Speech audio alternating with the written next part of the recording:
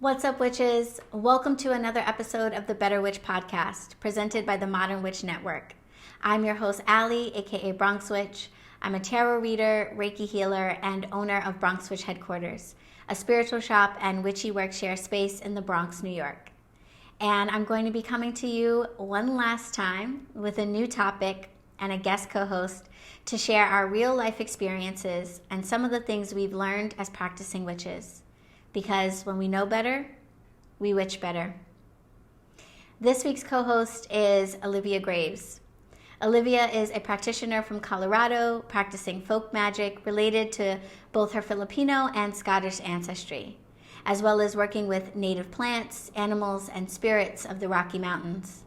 When she's not creating YouTube and Instagram content on witchcraft, Olivia can be found teaching pole dancing, reading in the gardens, or focusing on learning something new or building a new skill. You can find Olivia on Instagram, YouTube, and Patreon as The Witch of Wonderlust.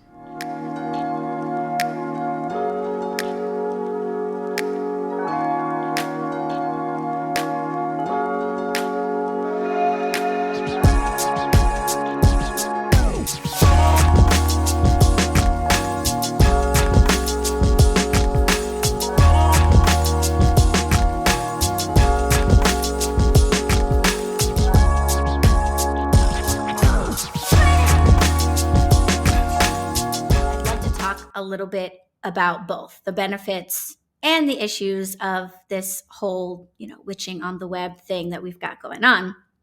And I feel like there are pluses and minuses to the intake of information, meaning for those of us who are looking for information online, there are pluses and minuses to there being so much out there. And then for those of us who create content or want to share our practices or some of our practices online, there are some pluses and minuses there too. And the idea of this podcast is to help witches, especially those who identify as baby witches, go from baby witch to better witch, like taking that step of being a bit more confident, taking that step of going just beyond maybe just reading books or buying a few things and really starting to practice. And I do think that talking about some of the yays and nays of doing that in an internet-based world is going to help a lot of newer witches grow in their practice without maybe dealing with some of the downsides of doing it in an internet world. So I think I'll start with the in stuff. Learning about witchcraft online is a blessing and a curse, because on the one hand, it's like, wow, I can literally find out about some practice that is like maybe totally indigenous to a certain region or like only a handful of people know about and things like that. And before, I could never get that type of access. But I also find that having so much information right at my fingertips is a bit overwhelming and puts kind of a pressure to learn everything. And I'm wondering whether you feel the same way, and maybe if so, what have you been doing in order to learn on the internet but not get overwhelmed or bogged down following a path or something that ultimately isn't really for you but was just like so easily accessible? I think that could be said for almost anything on the internet now, right? But also, where do I start with this topic, right? I think the biggest thing, especially for beginners, if I were to begin practicing now and just starting to hop into it, the amount of expectations that you would immediately be bombarded with of you're expected to cast circles, you are expected to work with deities, you're expected to work with the moon or know all the astrology, or the list goes on. And or you're expected to have a witch type. I think that was a huge hype for a really long time, and I think still is, but definitely a few years ago it was bigger, at least from what I remember. but the expectations, I think, would be more overwhelming than the actual information, because then the expectation is to know everything. So then you're like, okay, well, I need to know everything about Moonwater and everything about deities and everything about X, Y, and Z. And it's this weird, overwhelming feeling about everything, just because you're expected to be a certain way, to look a certain way, to practice a certain way. And as well as there's so much information that is wrong. And I mean, there's a lot of opinions. A lot of witchcraft is really intuitive and personal, but there's just information out there that is just straight up wrong. Right. And some of it's straight up dangerous, because you are working with things like herbs, like medicine, and this can be very dangerous if you are kind of just going out and touching a bunch of plants that you've never seen before and then trying to put it in some tea. And it's like, there's so many layers to everything. And while I don't think that being cautious is a bad thing at all, I do think that being overwhelmed with all of this information all at once that you're going to find, because we also see a lot of things, like if you see specific saints or something, or like a specific doll, like if you were to see this little doll that I have over here. Hi. I love her. I have been yelled at personally for practicing voodoo, which is like that itself is just wrong, like, because that's not what this is. But it's just because there's so much information that is so what's the word that I'm looking for? Like pinholed is. Does that make sense? Like, yeah, that does make sense. Yeah, tunnel vision of like any of these things, just because you immediately associate it with a specific practice or whatever, like you can't have. Or maybe people are like, oh, just burn white sage, like it's nothing, and like whatever, because then you see that everywhere, because it's so pinholed. But like the actual bigger picture of that is that you shouldn't be doing that unless you're native, or like it's been gifted to you or whatever. And so I just think that it's more of that, of like, you don't know what to believe. It's less of the amount of information and more of what's true and what's not. What thing is somebody posting that's completely pulled out of their ass, and other things that is something that somebody has like gone through the trials and actually practiced these things. And then that gets into a whole other thing. Like, we could just, I mean, I know that this is why we're talking about it. Yeah. On and on. I could just not stop about this. Yeah. I mean, it's tricky, because it's like you want information to be out there. And for me, I was talking to Jenna Matlin the other day. She's the author of some tarot books, and like a tarot instructor. And we were talking about like, you want things to feel accessible to people, but at the same time, there's no like governing body or like certification board or anything for any of this information. So there's nothing to filter it. And so anyone really can like put up a camera, get online, or start a blog, write a book even, and publish it themselves, and have no research or have any like concrete background for the things that they allege or the things that they say. And those things can really take off. And I was talking, we might have talked about this before. Full disclosure, guys, we have talked about this before. Mercury was in micro braids, and then things got messed up. Actually, I don't think she was, so I don't even know what to explain, chalk it up as. But we've had this talk before. We're re-recording this. So we might have talked about it the last time we chatted. But the American Horror Story Coven season featured a character that they called Papa Legba. And the imagery is of a completely different law called Baron Samedi. And they just unapologetically, no explanation, just conflated the two. They're the same person in that one. Right. And they, as far as I know, had advisors on the show to help them through like the spiritual / magical information, and still made the decision to just be like, or whoever they got as their spiritual advisors were not educated enough.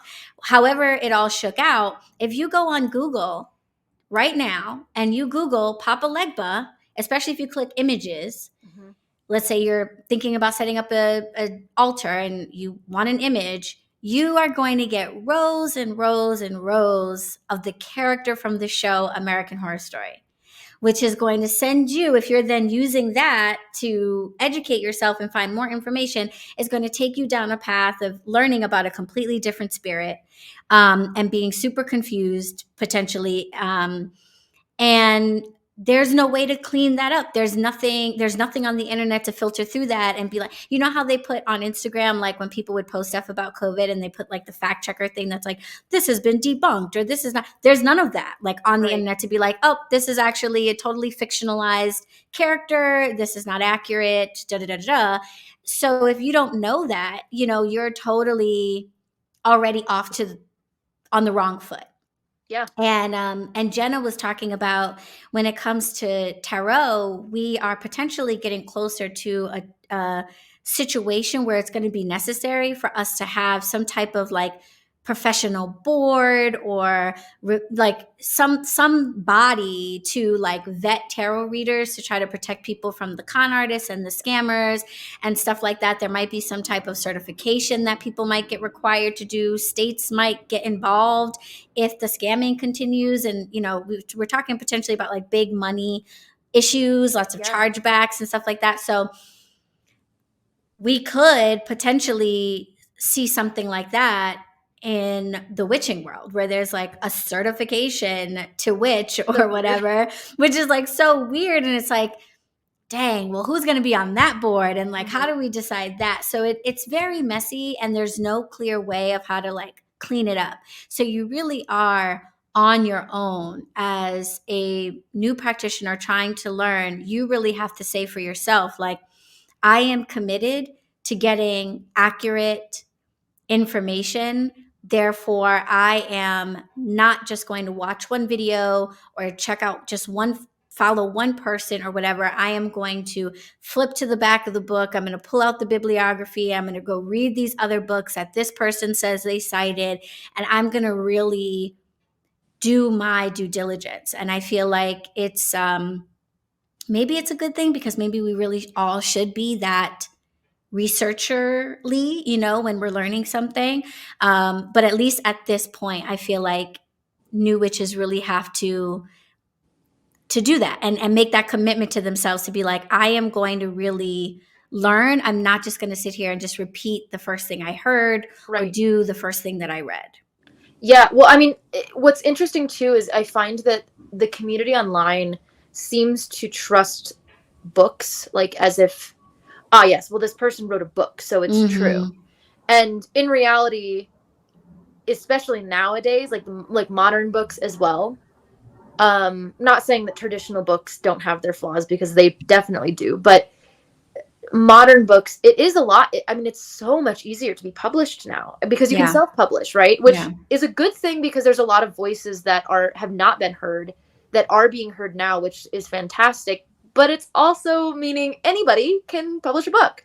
So it's kind of like when you don't disclose, like, oh, I was initiated into this practice and I went through the trials and tribulations and I was, you know, initiated into whatever I'm talking about by whatever coven or group or whatever, compared to, this is my own practice, this is my own UPG, and this is what's worked for me. But like the disclosure part, I think, doesn't happen enough.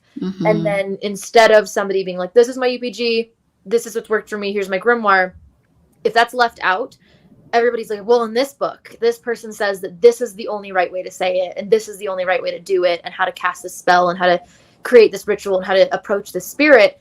But it's not taken into consideration that maybe it's their practice, right? And they're just sharing that opinion and that experience with everybody, which is a good thing. But also then people are like, well, it's a book, so clearly it must be all true and all Yeah. fact checked, and it's gone through so many other people, and in reality that's not how it is, especially anymore. Yeah.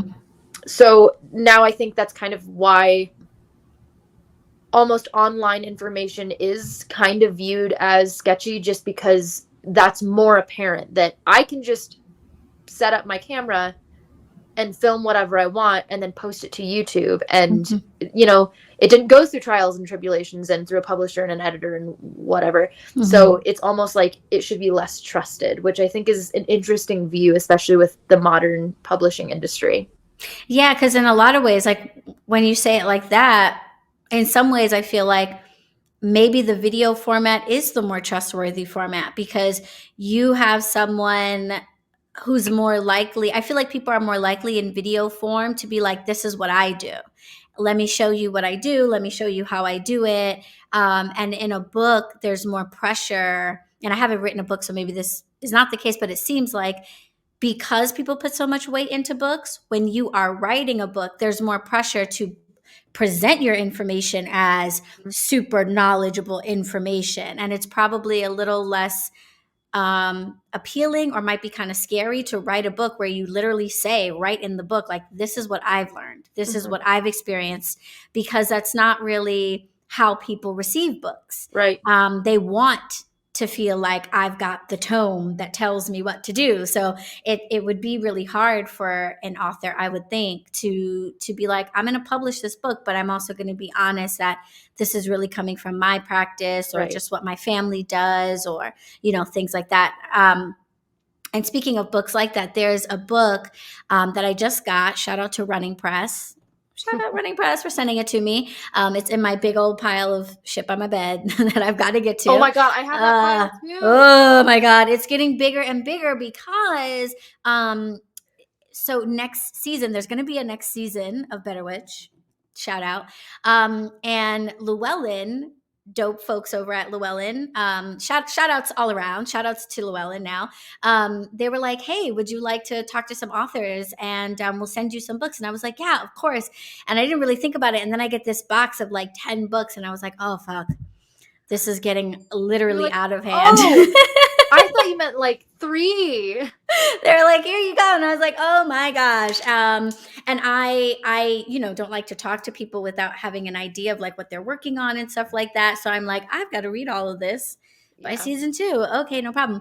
But one of the books that is like high up on the pile is called How to Study Magic by Sarah Lyons.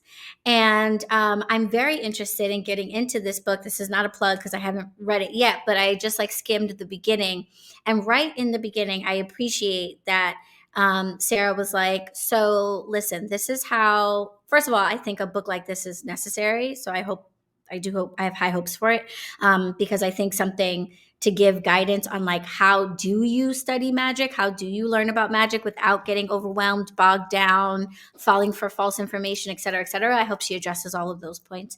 So I think something like that is necessary. But she says right in like the intro or the early chapters, like a lot of this is based on how I went about learning about magic. And I think that this can be applied to any type of magic, but I don't really know. And specifically, I have no experience with ATRs, African traditional spirituality. And so I cannot say for sure that this system that I'm about to present to you, or this process, is going to be helpful in terms of learning those practices. And I like that, because it would be so easy for her to be like, so I'm going to show you how to study magic, and then you can take this and apply it to any type of practice. Right. And that wouldn't be like the wildest thing to say, because if you've come up with a process for how to go about studying something, in theory, it could be applied to any topic. But I like that she was just like, I don't know enough about those practices to even really be sure about that. So quite frankly, this may be totally useless when it comes to learning about those things, because I just know so little about them that I can't even say. And I was like, thanks, Sarah. I appreciate that. Instead of like feeling through it and accidentally giving us misinformation, just being like, I don't know, bro.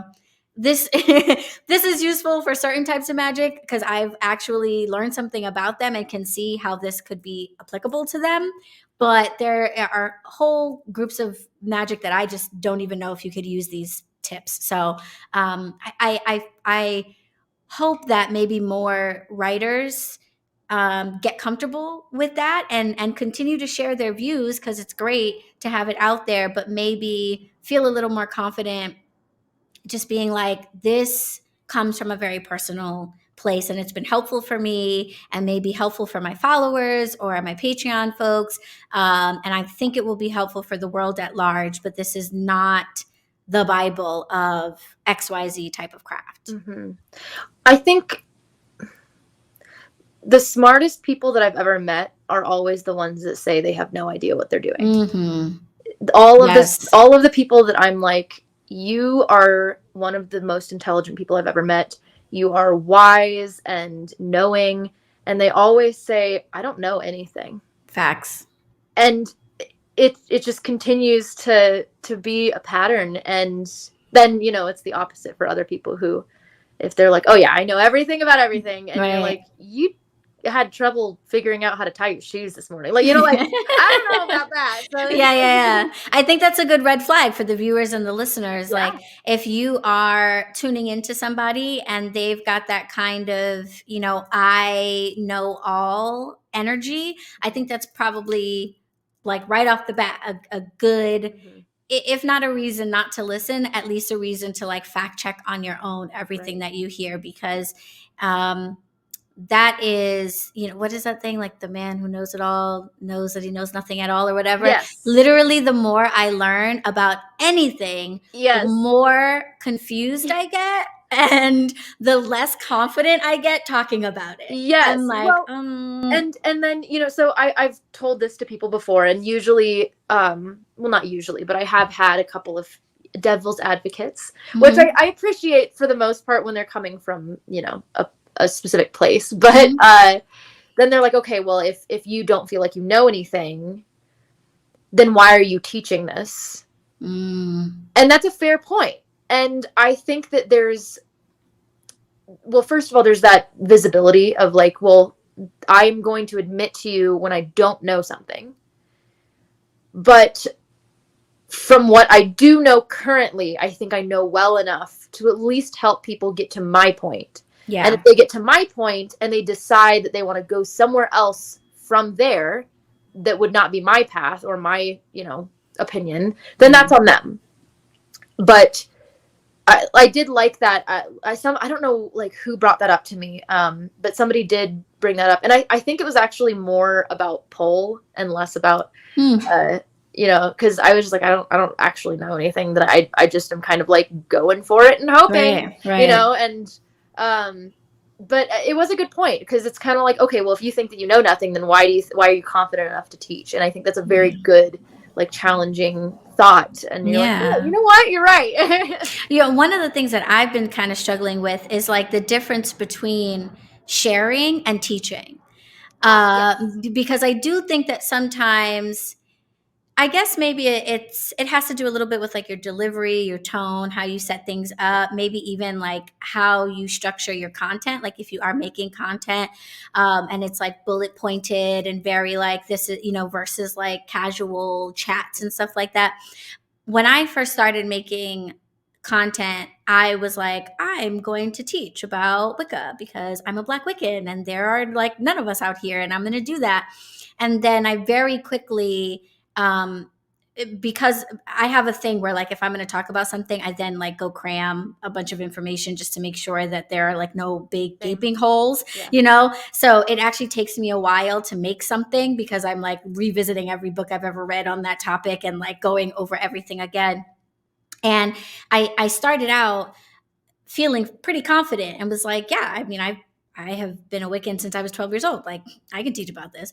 And then started to go back over stuff, update myself with new information that's out there now, and started to be like, oh, wait, never mind. I think I'm just going to share stuff and I'm not going to teach. And now I am being like cajoled by my subscribers and like my YouTube like members, and they're like, teach us, teach us, teach us. And I'm like, I am not worthy. I know. I think right now is a good time for a break.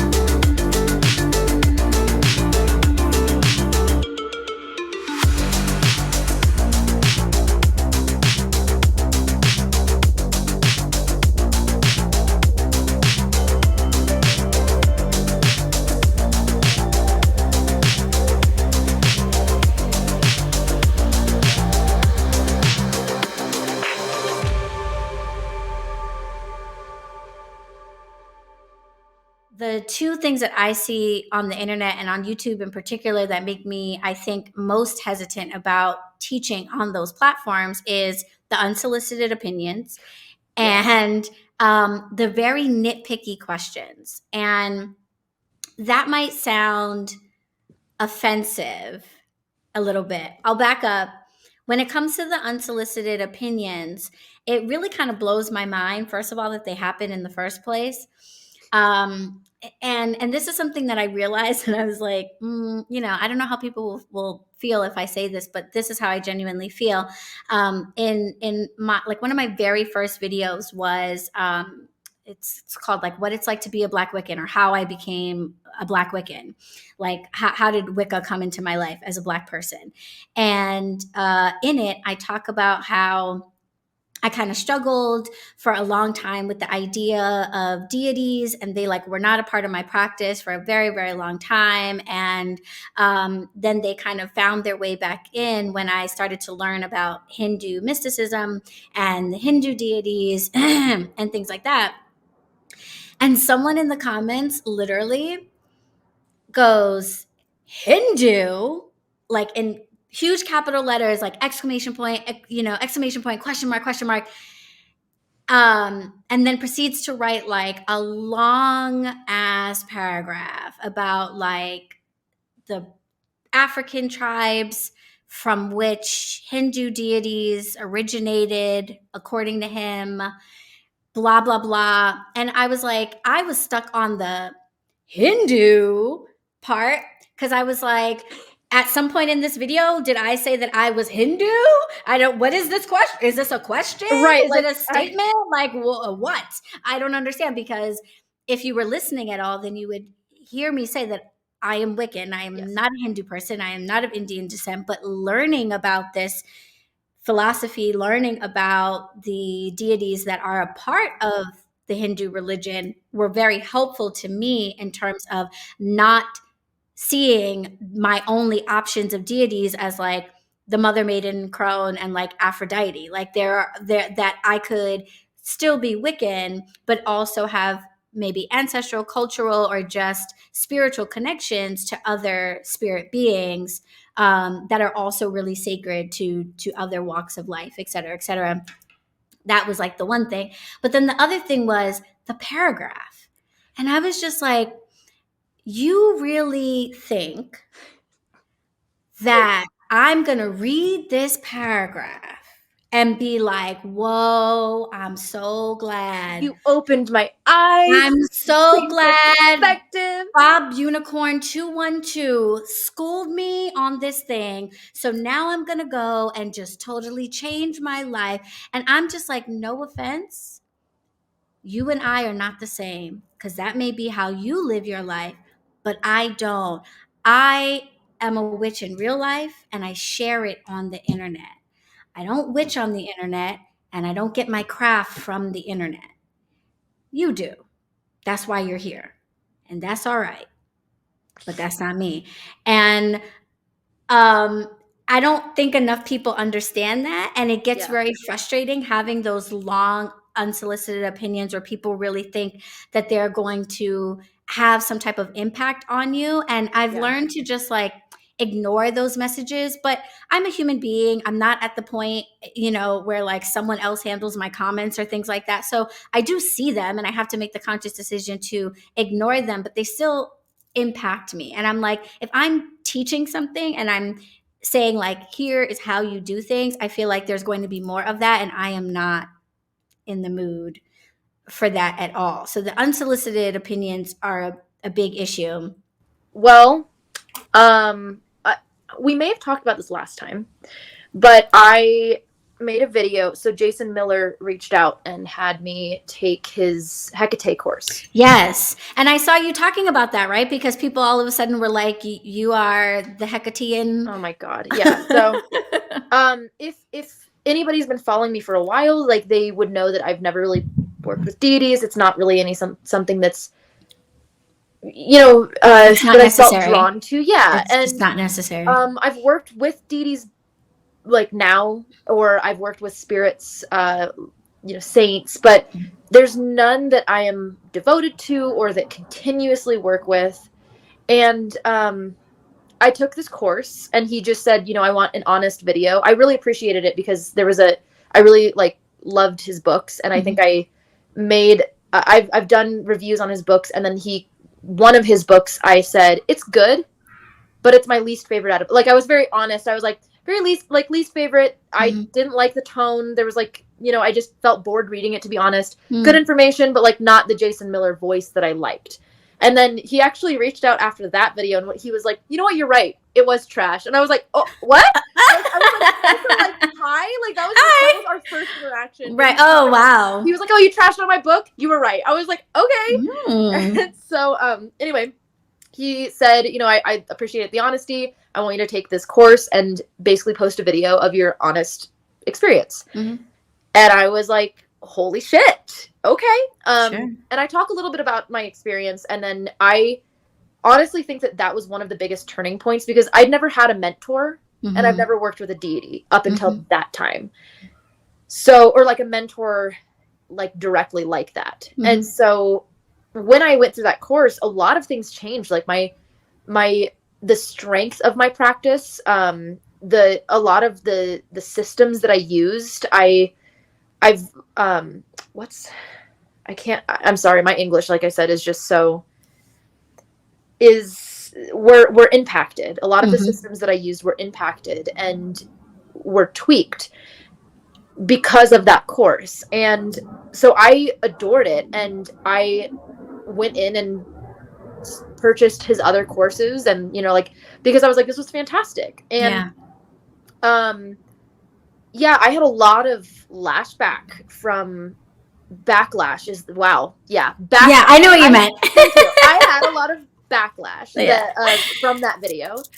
And it was really disheartening. And I honestly think that specific video and the responses that I got from that video was the catalyst of me really pulling back of what I shared. Because first of all, I did post something on my Instagram recently that you were referring to, that people, when I released or talked about that I was working with Hecate, so many people were kind of like, oh, I already knew it because you changed your makeup and you were dressing darker and your energy just changed. And I was like, it's funny because if you look at any of my other previous videos, I dress the same throughout all of them. And I have a very eclectic wardrobe. So I was like, I don't think that's what it is. Even 16-year-old me was, kind of edgy. Yeah. So there was that. And then the thing that pissed me off the most was that people would basically credit my own successes to the deity that I wasn't even working with at the time. So, they're all saying you should really thank her for giving you the success that YouTube has gotten you, or where you've gotten with Pole, or how beautiful you are, things like that. And I'm like, no, because all of those things were on me. I spent years and hours and 60-hour work weeks of my and own. My parents, they gave me this face. You want to give credit to Hecate because I'm pretty? Damn. Gorgeous parents. It's the Scottish. That's disrespectful to them. And the Filipina. That's what it is, Yeah, absolutely. And so it was just to think that people thought that to credit this deity that I wasn't working with. And now, yes, I did work with her, and yes, I got amazing results, but no, I never shared any of those things, and none of those things had anything to do with YouTube or public things. And so I credited her there, you know, during ceremony or ritual, but never have I talked about anything that I've manifested with Hecate specifically. So that was like incredibly frustrating for me. And then on top of that, because for some reason, especially with the spiritual community, money is such a touchy subject. And I get why, like, I get it, but also it's so much projection that happens there. And assumptions. The course itself, I think, is $700 or something. You know, it's not cheap, right? And it's not close to cheap. But and believe me, I get it. However, would you deny that if somebody was like, "Here, take this for free and give me a review"? Absolutely not. Right. And second, what is my channel about? Like, what did you want me to take the whole course and be like, "I'm not going to tell you anything about it, though." Right, right. Experience was like. Or do you want me to not educate myself as somebody who is a source of information for other people? Should I just be like, I'm not going to learn anything more? Right.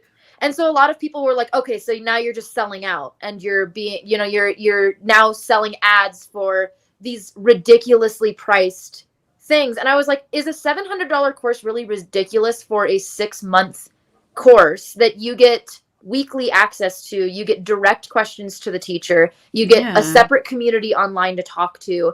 Like, you're basically paying actually less than a college course here in the US. So like, don't turn around and tell me, you know, like, it was just ridiculous. And so I was like, you know what? I'm not going to talk about it anymore, because clearly people are very touchy about this for some reason. And they just want to know, you know, like, what the effects are if you use a purple candle instead of a blue. And so it's like, I'll stick to those things. And further, that course is a very, I would say, an intermediate minimum. If you know, like, it's not a beginner class. No, I would not. Like, you could take it as a beginner, but you would have no idea what the fuck is going on. And if you don't have any interactions with spirits prior to that, you're gonna be terrified of what's happening. So that whole experience was really frustrating. And then it goes deeper into, like, anytime I talk about something a little more intermediate that's deeper than just the foundations of practicing, or just kind of like something that anybody really can do, things get really messy for some reason. And I think that's another reason why I will never teach anything a little more intermediate, because people just don't understand what I'm talking about. Unless I speak to them one-on-one. So, you know, like, that's kind of that teaching, sharing thing of like, I'm sharing with you my intermediate experience with, I released a video about the Watchers that I experienced with, and I would say that's like more of an intermediate thing almost, and less of a beginner thing. And there's some weird comments on that as well, for different reasons, but it's the same thing of like, that is more in the intermediate place, sharing that, not even teaching that. And I still got like just reactions that I was like, all right, well, I should have expected that by now, but you know. Well, and that's, I'm annoyed that you've gone through that, but glad to hear you say that, because that is something that I have like suspected just from like the little reactions that I've had from people and things like that. Is like, I realize that where I am as a practitioner is not where a lot of people who are coming to a page like mine are. Right. And it's a little bit hard to explain something like working with a spirit, for example, when you are talking to a room for people that have never conjured a spirit before in their lives, or don't have any type of, who haven't even met themselves, the spirit that is themselves.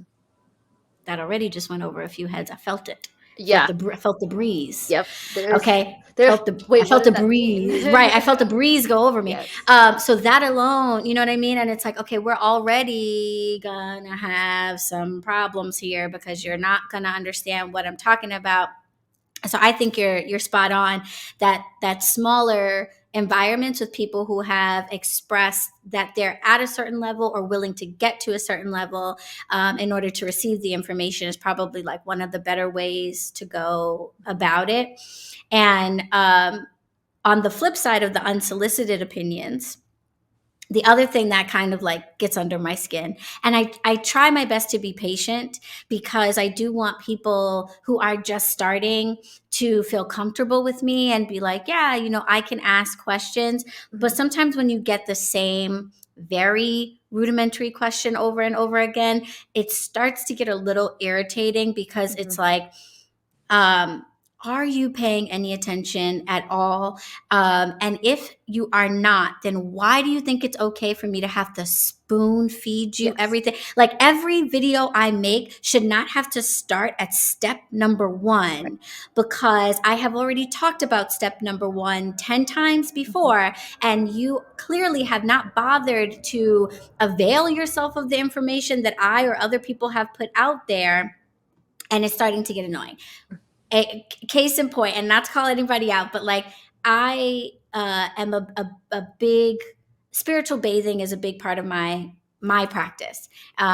It's a part of my spiritual hygiene. I do it quite regularly. I have certain times of moon phases and things and different things like that.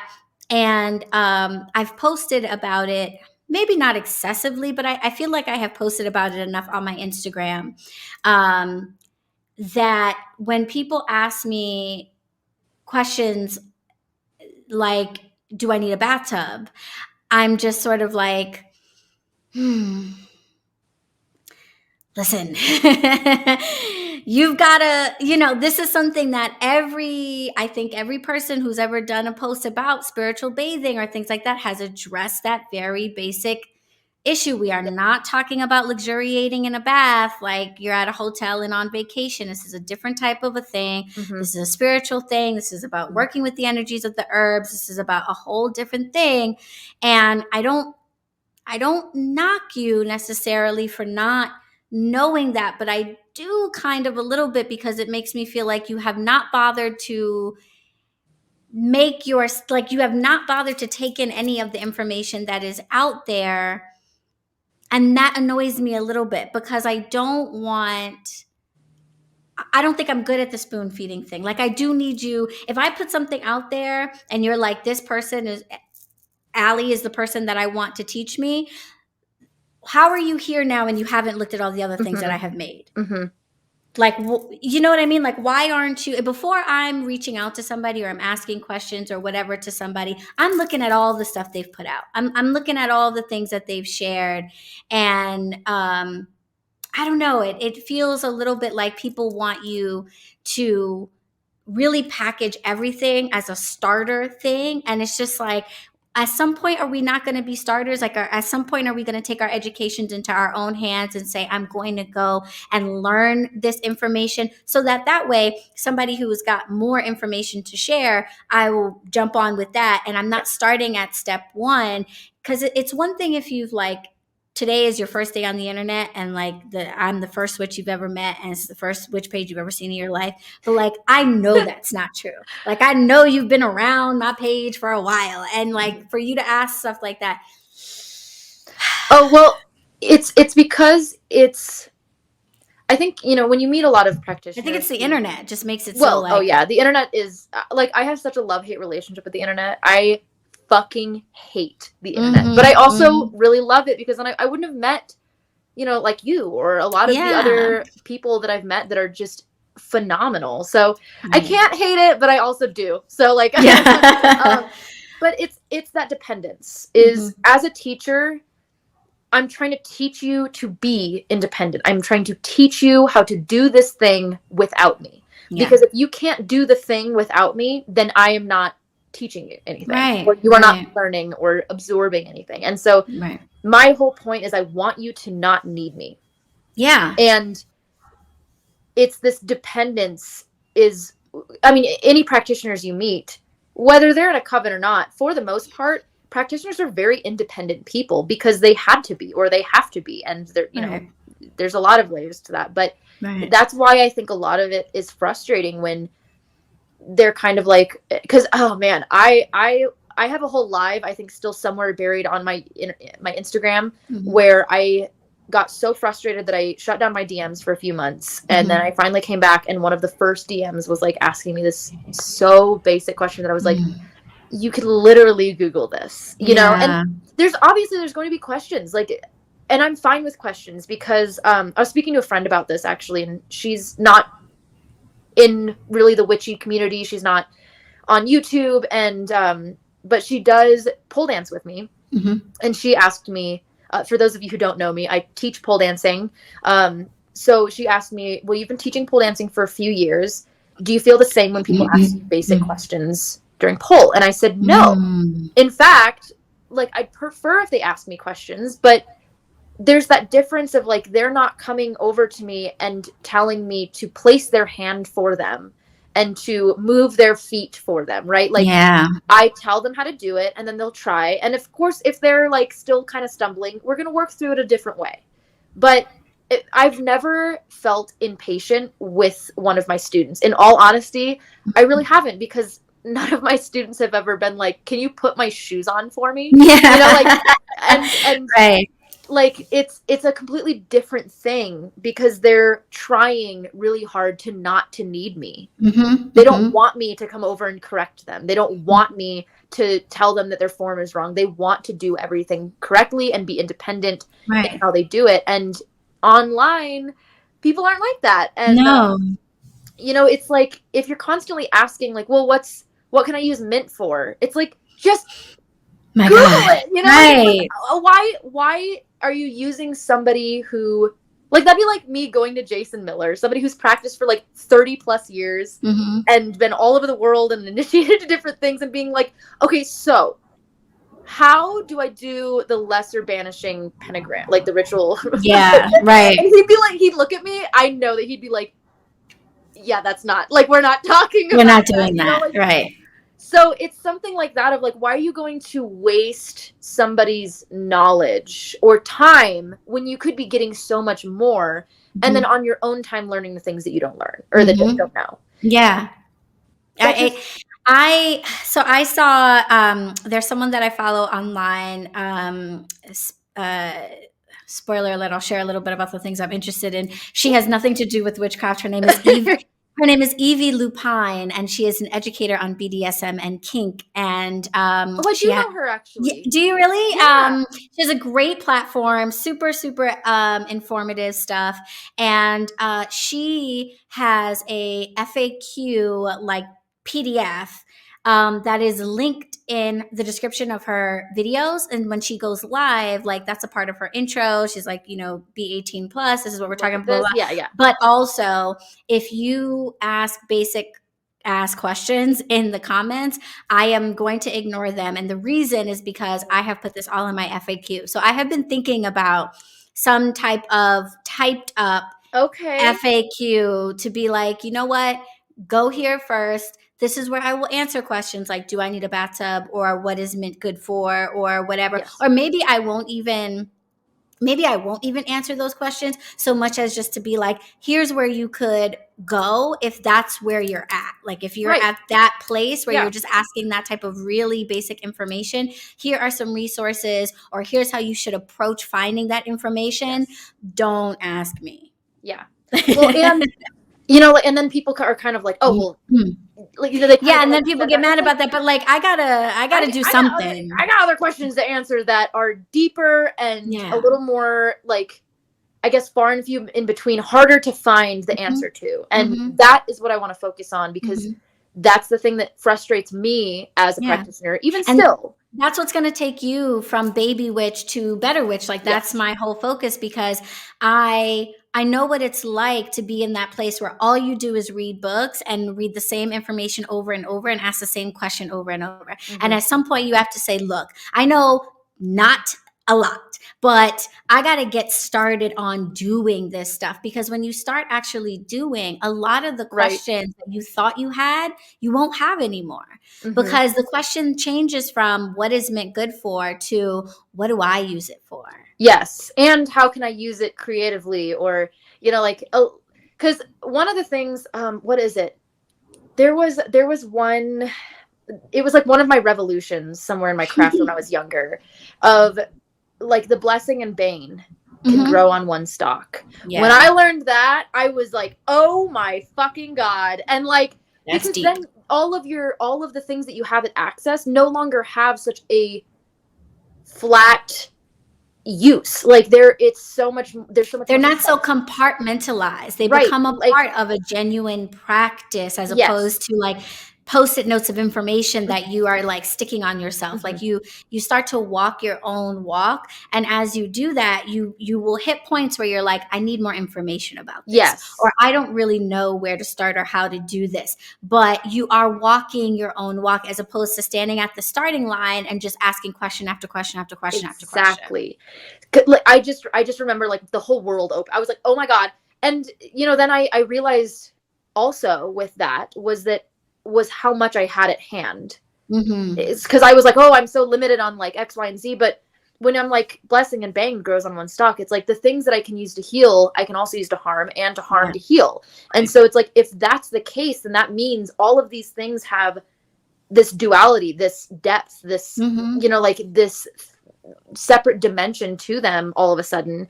And I just wish that more people saw that. And had that almost like, oh shit, that, oh my God, it makes sense now. And it's gonna take time to get there, but only if you're putting an effort to get there. As I think in some ways, I guess it's maybe a double-edged sword, because like the scholarly way perhaps in which we go about learning about magic, I think obscures the reality of how individual of a practice it is. And even if you are an initiated member of a tradition, I was talking about this with Madame Pamita when we talked about being an eclectic witch. She was like, there's really no such thing as like a fundamentalist witch. So like, even if you are initiated in a practice and you are like clergy in the practice, you have your own flavor that happens, and maybe not in coven or in group ritual or whatever, but when you go home, you are doing things based on where spirit is guiding you, where you are, where your intuition is pinging you, where you are getting information about.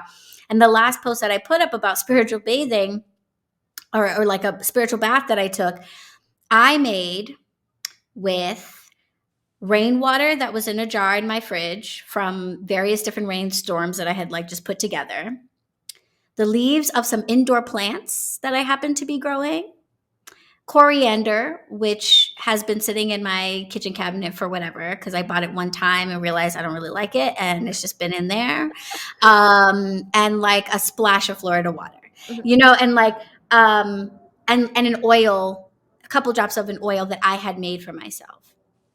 There was no book, there was no recipe, there was no instruction on how to do this, but that's because I have a practice of taking baths. And when that practice started, it started with me finding other people's recipes and going by their instructions and things like that. And now it's at a point where shit that I find might be in my bath.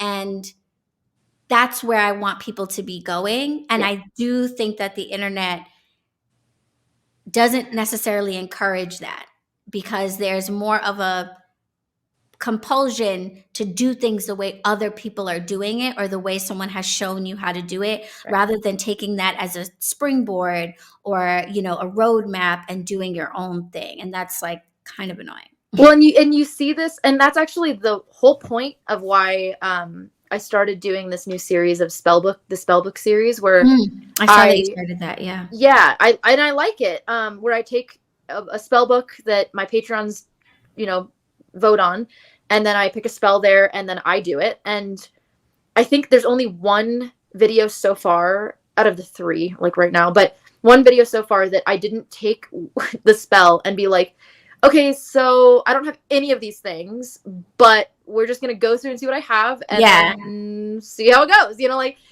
And like completely just go off the rails with it. Mm-hmm. And I want that's what I want people to see is like this is how I'm doing spells, and I often hear it like compared to like cooking, Mm-hmm. right? Yes. So cooking, and I compare it to the gym. So like, even though I fucking hate the gym and I never go there, but like, whether it's an act of like something like cooking or something physical like the gym, I think it helps to kind of see it in that way of like cooking. If I'm like, oh, I'm making a peanut butter jelly sandwich, and you're like, and I'm saying I'm using, I don't know, like all organic peanut butter, 7-grain bread. right? 7-grain bread, and then like jam I made this myself. brand of strawberry, and then you're like, well, I only have grape, and then also I have almond butter and like wheat, and it's like it's still gonna be a peanut butter sandwich. It'll taste a little different, right? Yeah. But like it's still a peanut butter sandwich. Whereas like if you're like, all right, well, I've got cheese and ham and a bagel, and it's like, okay, well, maybe that's not a peanut butter sandwich anymore, right? Right. And might be good, but not. Yeah. Like same thing with the gym of like, if you're starting to go to the gym and you have no idea where to start, which is where everybody starts, it's like, okay, well, what do you want to work on? Are you like trying to like get, bigger arms? Are you trying to work on like your calves? Like, I don't know. And then you start looking up people and seeing what they do. But then you start to get used to your body and how you work and, where your gym is at or whatever. Mm-hmm. And you're going to be able to write your own plans of like which workouts you're doing, how many sets, all that stuff. Eventually, after practicing so many other people's practice or plans and routines and things like that, you're going to figure out what works best for you specifically. And then before you know it, you have your own routine and your own diet that you decide to follow and your own, thing. So it's kind of like that, where it's just like, yes, it's okay to go down the line like you're baking at first, I guess. Yeah. But don't be afraid to, I don't know, just go for it. Mm-hmm. So I do think that that's like, the downside. Back in the day, we were learning these practices word of mouth and being taught by our own ancestors, our own parents, our community. And because these practices were a way of life, you were doing and learning at the same time. And because as a people, we've gotten so away from just a magical life, pagan life, spiritual life. It's so foreign to us that I think it's very scary to, and then of course there are all the misconceptions and stuff like that. It's very scary to people, the idea of just doing. And I think I want to encourage that more. That's such a good point. Because a lot of it is hard to explain of like, I think people expect to feel like this like, every time I do an offering or every time I do a spell, I'm just going to feel this like intense spiritual connection. And like, in reality, no, it's just worked into my life. Like literally every morning I make coffee and I have these tiny little teacups that I pour for my altars and set there. And like, I'm not constantly like pouring and like chanting this whole thing and then setting it down and like feeling this like great connection to my ancestors every single morning. Like at the end of the day, it's just like, it's kind of like, hey, here's some coffee with my coffee, and I'm just going to light a candle just to let you know that I'm thinking about you today, or that I'm interacting with you. And I think it's just the doing of like, I don't know, I just take my dark moon baths and, like I'll have some wine and like watch some YouTube while I do it. Like, it's not this like intense, it can be, but like for the most part, if it's like a regular practice, it's not this like intense spiritual thing. It's just a thing that you do as you exist. And I think people forget that we too are spirits. Like everything that we do, we are interacting with energy regardless of what we're like meaning to or not. It's definitely a statement of where we are as people and how far we've gotten away from our connection to the energetic world, that that we are so afraid to interact with what is in essence our own selves, that we really feel like we need someone to hold our hands. And also I think that people are waiting for maybe folks like us who make content to like make them believers and prove to them that something is real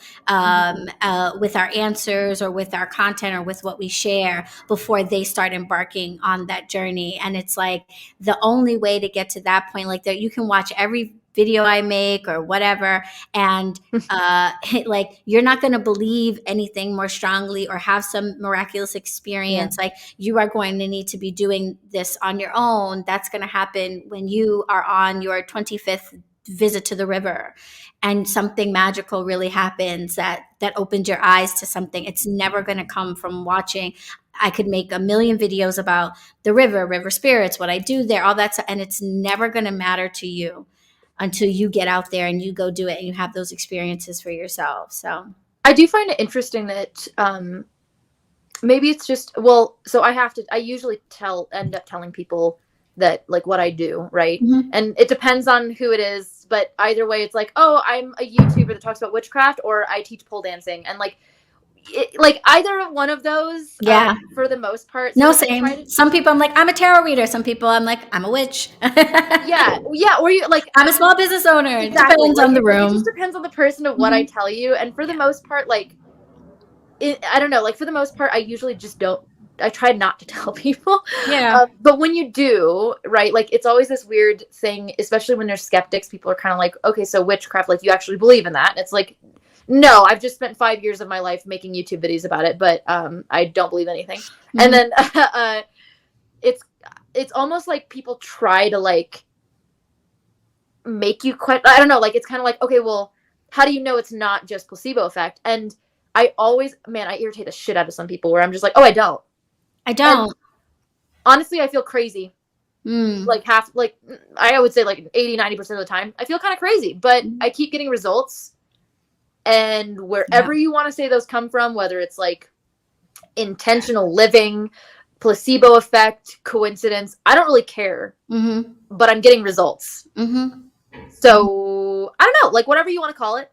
And like the fact that it's like, I'm not going to try to prove to you anything. It's kind of this weird, like, oh, okay. Right. Yeah. Well, it's funny. I posted something on Twitter recently. I was like, I've been practicing about 10 years, maybe over 10 years. And every time a spell manifests, I still am like, oh, weird. Like, same. Every time. Tarot readings, I'm like, obvious. And like, I'll do it. And then I'm like, okay, cool. And then it manifests and I'm like, what? Yeah. Seriously? And it's like, I've seen this shit 100 times and it still is surprising to me. So it's fun. It's cool. It's like, and another thing too, when I like tell people about this, where they're like, do you believe in this shit? And it's like, I don't know, look at my life.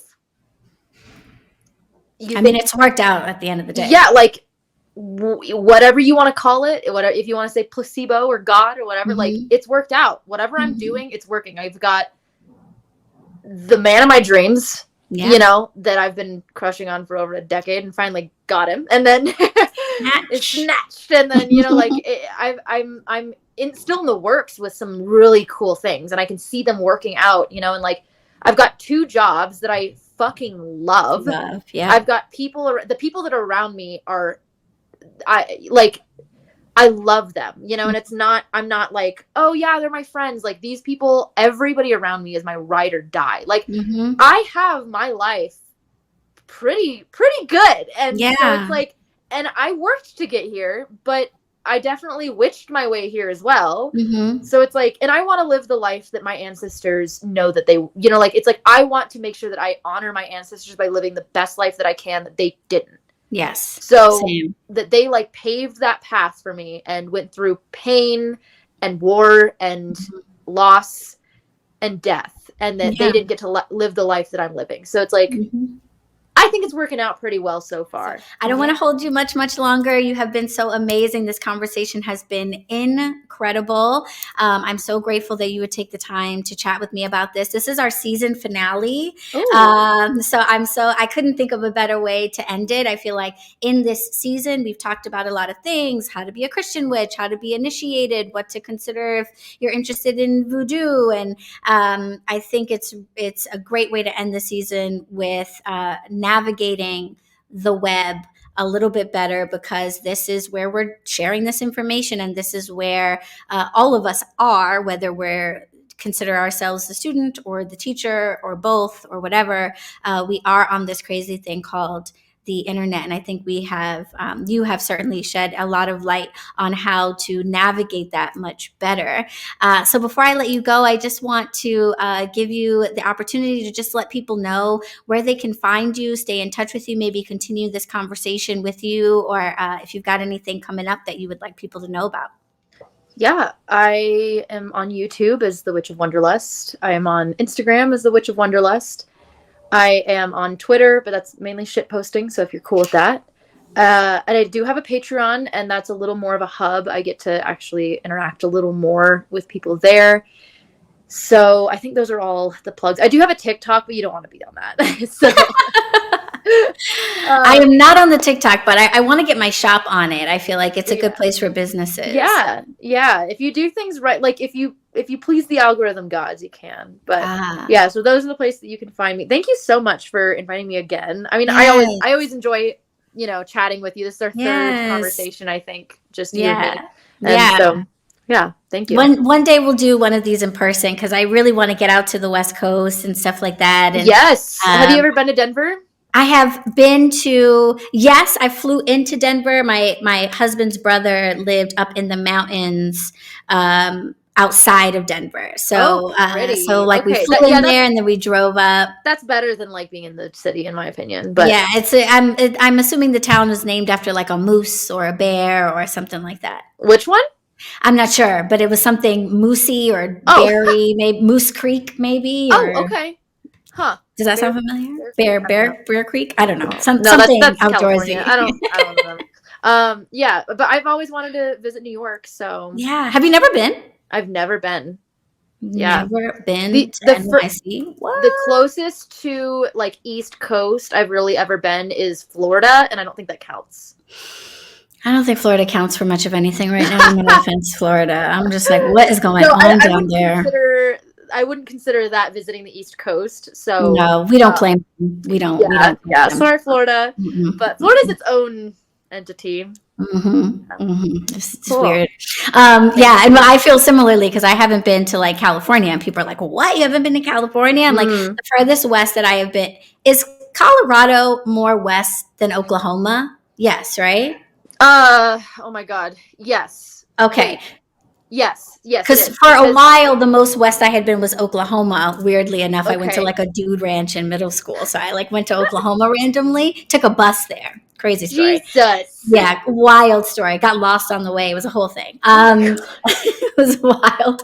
I've lived a life, and so that for a while was the furthest west. But now Colorado is the furthest west. Okay. But I want to get back out there, and I gotta make it happen. California is a cool place. It's so diverse, like depending on where you go. So New York's similar. Whenever you get the chance, I really hope that you get to go like all through the West Coast, because it's so different. It's really cool. Yeah. Well, if you get to New York, please rope in a day to come to the Bronx, and I'll show you all around the home of hip hop, and I would love that. Out in the hood a little bit. Hell yeah, I'd love that. Yeah, very cool. Well, thank you so much. You guys tuning in have been absolutely awesome. Olivia has been amazing. This has been such a great experience. And remember, when we know better, we witch better. I'll see you guys next season. Wow. Thank you, witches, so much for joining me and my fellow guest co-hosts for the first season of the BetterWitch podcast. This has been a truly amazing experience for me. I don't know about you, but for me, it was great to sit down with so many wonderful and wise witches to get their take on how we all can witch better. And I want to give a huge shout out to the Modern Witch Network for making it possible. As always, if you are a BronxWitch Coven member, then join me right after this YouTube broadcast for our final live Q&A about the episode. Whether you're watching on YouTube or tuning in on your favorite podcast platform, we still want to know your thoughts on this episode, last episode, the whole season. So please continue to leave reviews and drop comments wherever you are. You can show support for this podcast by grabbing some sweet merch over on the BronxWitch YouTube channel, and join the BronxWitch Coven, also on my YouTube channel, for bonus footage from today's episode and the details on how to join in on our last live Q&A. Follow the BetterWitch Podcast's new IG page, where we will be teasing you with previews and information about Season 2. Until we meet again, blessed be.